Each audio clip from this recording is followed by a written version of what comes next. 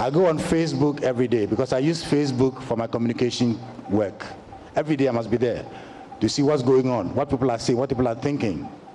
I use that for my companies. Oftentimes we regard women as sex objects because you see, all you see is their faces. Somebody can post 3 pictures every day, 4, 5, 6 pictures every day. The picture doesn't tell a story. Tell us a story about that picture, why it is there. So it's like. And I've observed one other thing. Because we are so used to pictures on Facebook, when people make sensible statements, we can't even comment on it. We just comment on the face and the beauty. So beauty has become the order of the day on Facebook. Whereas Facebook is a marketplace which many of us use to do business.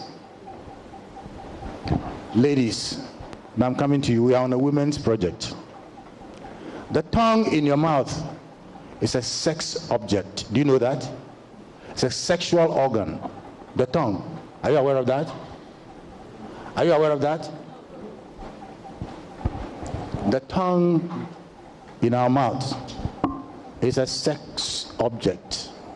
It's an organ.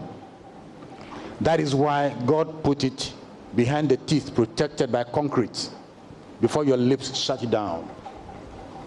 But what do we see? It is fashionable for women to take out their tongue and take pictures because they don't know what they're doing. Until you laugh, don't show your teeth, don't show your tongue.